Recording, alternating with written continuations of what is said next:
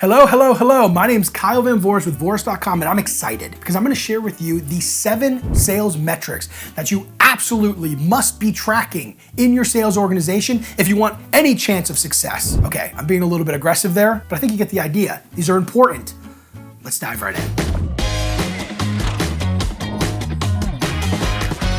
So early on when I started this company, we were working with a startup based out of San Francisco that was just starting to build their sales process. And one of the things that nobody does when they're first starting to build their sales process is make sure that they're tracking all of the right things. They're really focused on making sure you hire the right people and they have scripts and demos and leads, like all of these things that go into being successful. That is really important, don't get me wrong, but you also need to know what to be tracking. So after a while, we were working with them, helping them put in all these systems and processes in place. And it became time to figure out what it was going to take to actually get their performance to increase to a rate to where they're going to be able to hit their numbers. Spoiler alert, they ended up hitting their numbers. So how did we do it? We tracked these 7 metrics and we did cohort analyses in order to figure out exactly where we needed to focus to improve the team's performance. I'm going to show you how to do that because I have a resource for you called the Sales Metrics Analyzer. 7 metrics in a really simple to use format, so that way you can consistently analyze your sales data. You'll see it in the description below. You can download that resource, edit it, print it out, whatever you want to do. But let's dive in and I'll show you exactly how to use it. All right, so here's an example of the Sales Metrics Analyzer completely filled out. I'm going to walk you through each one of these metrics and specifically the different percentages between the metrics that is really going to help guide you on where you need to focus.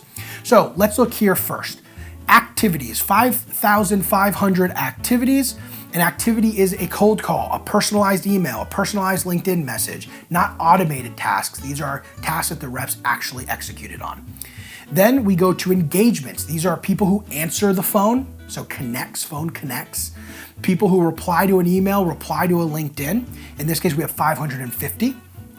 The next we have appointments, so 17 appointments. These are actually people who said, yes, I will book an appointment.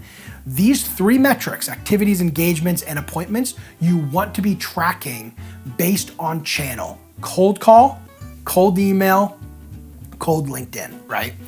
Next, from appointment to deal stage 1. So we booked an appointment, how many of them actually made it to deal stage 1. So this might be qualification, this might be demo, whatever your process looks like. Typically when a meeting's booked, you create an opportunity. That opportunity will be in stage 0. Then the sales rep will have a conversation with that person and determine that it's worth adding into their pipeline. So that'll get moved to deal stage 1. So that's deal stage 1. Now we have deal stage 2. This is the second stage in your sales process. We have deal stage 3. That's the third stage in your deal process. Most organizations have about 3. If you have more, add more to what you track. If you have less, cut one of them out. The final one here is how many of them close 1. And like I said, you have to do a cohort analysis. These 3 deals that closed should be from the 5,500 activities up at the top here.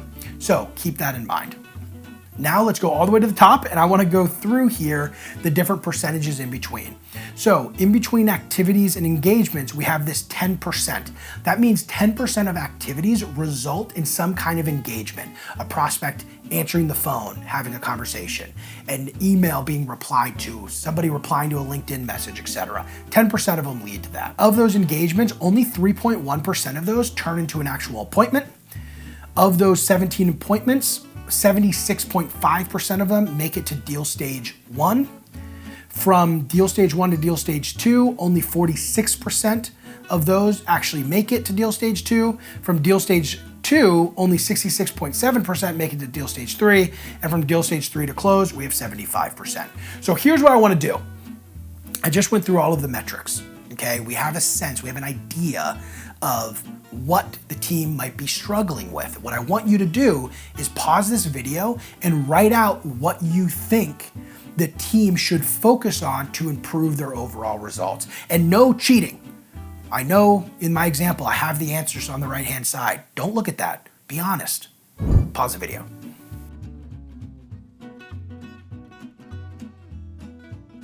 Alrighty, so you probably have some ideas, and I'm sure a lot of them are right. But what are the two biggest levers we have to pull. That's what I want to share with you today to give you a sense of how I analyze this data.